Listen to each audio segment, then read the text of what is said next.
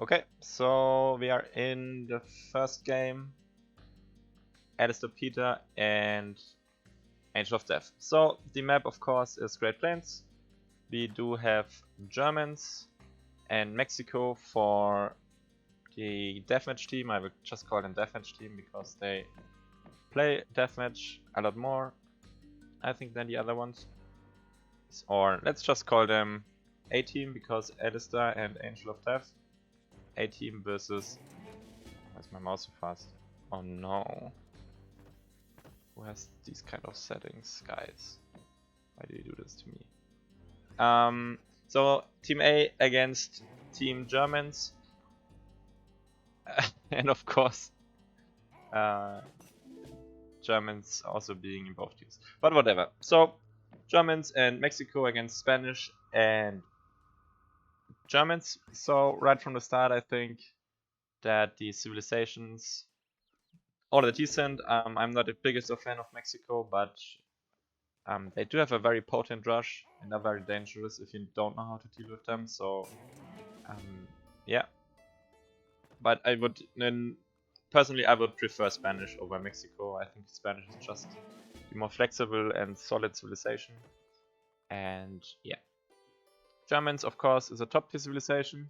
So what you typically do with Germans, you go for the Warbank Rush. So let me just AlistarPeter is kind of doing it. So you would, he's missing the house card. So usually you would have the Palatine houses. So you would send Riding School, Palatine houses, and then you could send mortars like in a one-on-one situation. So you get out your outpost forward, and then you just put on the pressure immediately. But on this map, like, it's so big that it usually cannot rush that well anyway, so I can see why you would skip that. And then you would just send all the Warwagon upgrades. Warwagons are very good against. So usually why they are so good? So they're just a pretty solid stats in general. What was that? Is it a card? So they're pretty good at all rounding. So later they will become less good because they cost so much population. But at the start they can take most fights, and then you would just have to add in some cannons to deal with skirmishers. And you would also exhaust your economy in a very good way. And yeah, so German Warwagons is just a solid start overall. So I like that. I think against Spanish, they can have a difficult time just because the archaic units of Spanish will just counter Warwagons, like pikemen or crossbows. Both units will just hard counter them, in my opinion. And then you would have the missionaries, and the missionaries also. I'm sorry, I'm not used to these fast mouse settings, and maybe I should just. Nah, in the next game it will be like this again. Whatever. So I'm just going to have to deal with it now. So the missionaries also boost the attack and the attack of all units except cannons. This is very good for Spanish. So yeah, so I think in general I would prefer Spanish in a Spanish versus German situation, but it's pretty balanced in my opinion. Now we see why Mexico is such a solid civilization, or is such a feared civilization. So you can send the yeah. So what you would make a lot of skirmishers, and then you would use the plan of Tuxtepec and the refurbished firearms card, or with the plan of Tuxtepec you would transform them into soldados. This means that you would usually, or you can get up to 400 population if you really go all in with that. He added in some cannons into the mix. That's also a good idea, just because they supplement them so well. Yeah, but you could have just like 150 to 200 of these soldados, and that means that they will basically just clean up everything, and you can do a lot of damage early. And if you're not prepared, it will just die very fast, and I think we can see that also happening here. In my opinion, though, so if the main problem for Lord Grigor is that he's not at 200 population, so he really should have made a lot more war wagons to deal with that. So maybe he wouldn't trade favorably, but at least he would hold it. But the main issue is that his population is not at 200, so he cannot really defend 350 population on attack. And yeah, this game seems pretty over to me already. So also really the same issue for Feldherr Tobi. He only has 100 pop against. So skirmisher counter war wagons, but really they are not. So you need like double the amount until they really trade good, because at this pace he just has double the army and then they will just clean them up. So yeah, so this seems pretty done to me. So that I don't think, like, I think they could come back. Like in no immediate death situation. Like if they know how to, you know, a good player can come back from this. But it doesn't seem like they know how to. So usually what you want to do, you want to build a lot of outposts, so you force the enemy to do mortars and just delay everything, and then you just want to retreat and really get all the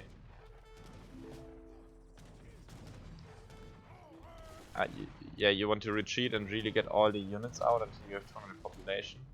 I was thinking if they would have Liberation March and Fencing and Riding School, which they both have, so that's okay. But yeah, I think the core issue is just that they are not at 200 population, so they will not. And what Lord Vigo could also just do, he could just a million pikemen here, or he could have done that. Just popped a million pikemen on here, and then he would trade decently, I think. But yeah, maybe he was also helping his mate out. And if you're just not fighting with your full army against more stuff, then you will run out of resources eventually. And it seems like yeah, that's what's happening. So I don't think there will be much coming back from this. I'm just going to. Sorry guys for having doubts, but I don't think this is happening. German team. So yeah, good game. I think there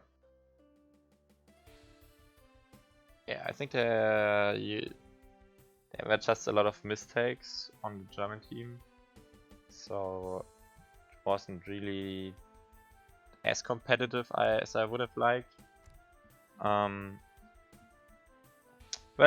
but we still have a next game, so I'm just restarting the game and then get into the next game.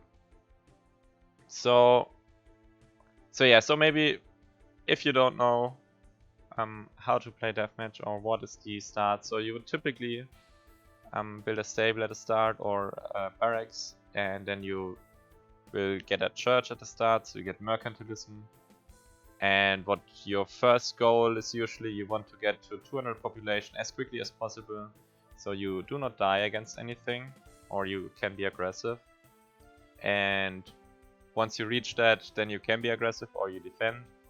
And you usually would like to get position on the map, so you do this with walls and you do this with towers. And you can also, yeah, and in the meantime you also want to start your economy, so you typically want to get 3 TCs. With some civilizations you would want to get more economic production, I would just call it. But 3 is the way to go. So let's hope I open the right save game and then we can jump into the next game. Yeah, and then usually what happens, so eventually the one with the better boom or the better trades usually wins. And yeah, so I need to cover this up. Okay, so up into the next game. Let's go. So this time we are playing on Texas. This time Alistar has Spanish, Angel of Death has Russia. Both, as I said, I think a very good civilizations in Deathmatch. So with Russia you can just get a lot of pressure on the map. You can run around a lot. The force are really good. The force are really good. The units are cost effective or cost efficient. They do have can be very overwhelming, and the fact that you can remax so fast means that you're usually just having a big army and big fights. And something like in the last game, where you would have 100 pop fighting against 200. It's usually not something which would happen with Russia. So yeah. So usually what you can also do is you can at least go forward with your stuff. Oh yeah, so I know why they are so slow now. So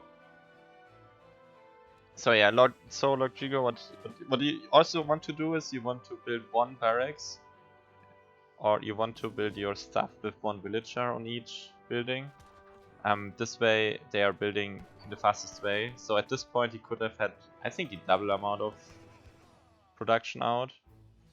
And I think this is really going to hurt him now. Angel of Death is starting with the church card and just getting the calf. That's an interesting idea actually, so not something you would see every day, or you would expect from Russia, or I would expect, to be honest. And now he's immediately attacking. At this point, I hope... Angel of Death. Oh, look, Grigor.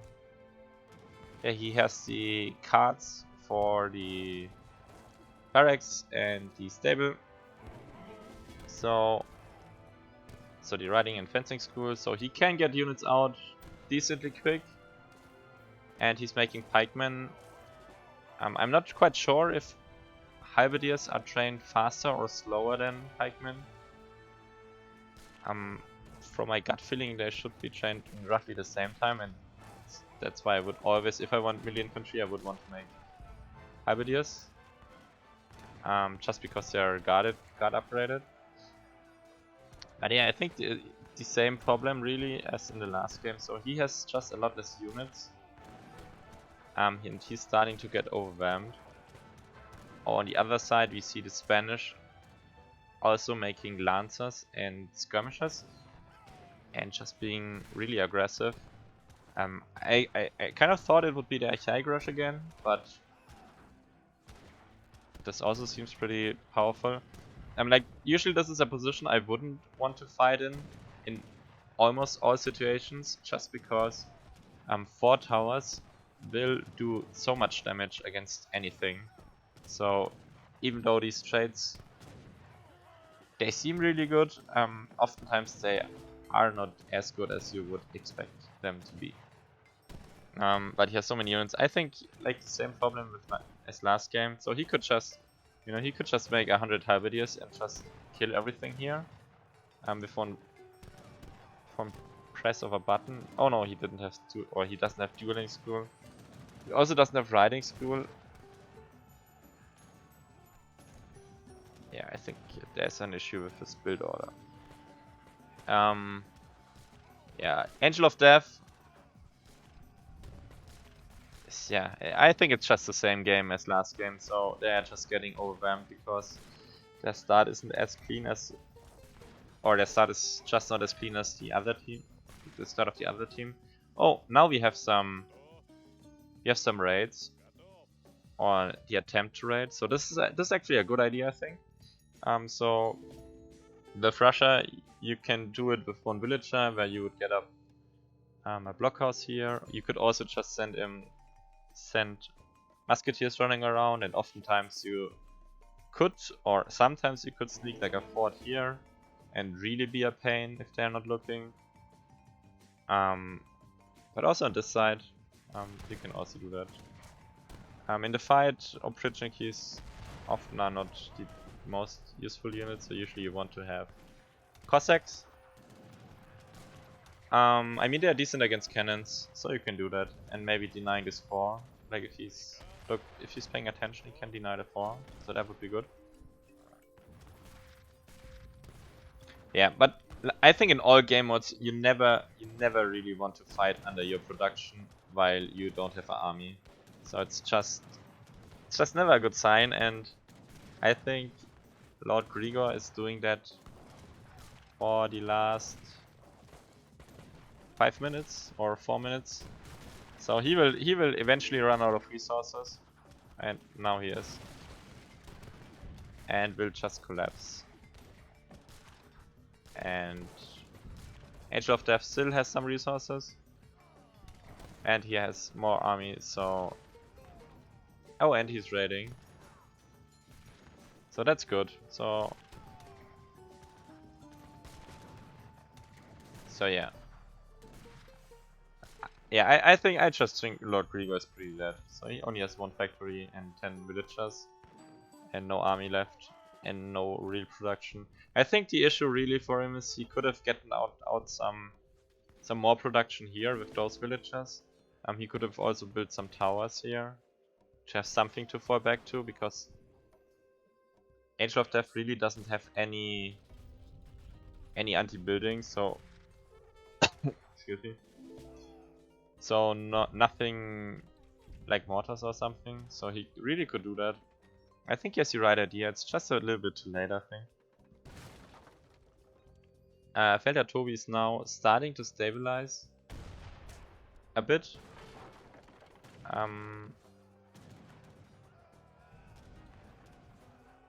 Like from gameplay, it doesn't seem like he sorry. It doesn't seem like he uses the select all town centers hotkey. Otherwise he could make a lot more villagers, but then again he's also just raided here, and he also doesn't have enough food, so maybe that's more of the issue. With Russia, what usually happens is that you will run out of food if you're not deliberately making cannons. So you should always mix in cannons early with Russia. This way your food intensive units will trade better because they have cannon support. And yeah, you also I don't think you should ever make field guns. With Russia at least. Trying to see the reason. Usually in late game you just want to make horse artillery. And yeah, so he's out, he calls it. It was very over, so good game to both teams. I think there is a lot of a lot of things to do better. But I mean, they played pretty decent, all things considered, in my opinion. Okay, so let's